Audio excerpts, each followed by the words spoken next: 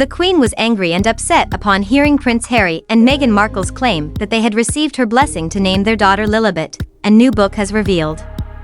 According to author Robert Hardman, a member of staff reported that the late monarch was as angry as I'd ever see her after the couple publicly stated that she was supportive of their decision to use her childhood name. It's taken from an excerpt from a fascinating new biography, Charles III, New King, New Court. The inside story, which is being serialized exclusively in the Daily Mail, Harry and Meghan welcomed their little girl in June 2021, confirming they had chosen to call her Lilibet Diana. Lilibet was the Queen's affectionate nickname stemming back to when she was a young girl. It's thought it came about because the young Princess Elizabeth was unable to pronounce her own name properly. It was only used by a handful of people closest to the Queen, her parents King George VI and the Queen Mother, her late sister Princess Margaret, her husband Prince Philip and a few friends. There was speculation at the time about whether Harry and Meghan had sought permission from Her Majesty. The BBC said it had been told by a source at the palace that the Queen had not been asked, while other publications stated that when she was called by the couple, she did not feel in a position to say no. However, a spokesperson for the Sussexes insisted that the couple would not have used the name had the Queen not been supportive.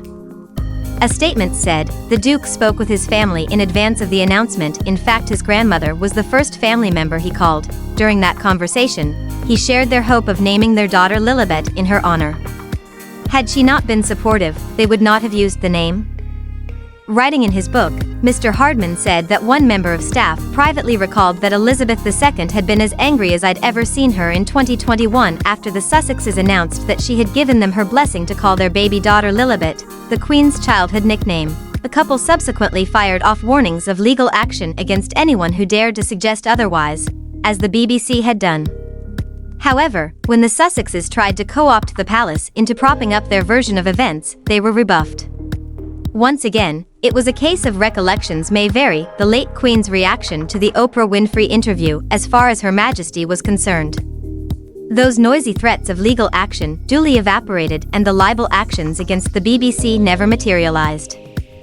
Elsewhere in the book, Mr. Hardman also writes about Harry's relationship with family members, including his father, the King. He quotes one friend as saying, "Of course the King is extremely sad about Harry and Meghan, but there is a sense of exasperation, that he has done what he can and now he is king. There are many more things to think about. He has tried listening. Now he just says, I don't want to know what the problem is. I'm just getting on with my life." For Prince William, staff say he hopes people will understand and respect the fact that he had kept his counsel over his brother's repeated attacks. However, the suggestion from Harry that Windsor men, including his brother, are tempted to marry someone who would fit the mold as opposed to somebody you are destined to be with had landed badly. On top of all the other breaches of trust, here was Harry making a blatant attack on Catherine.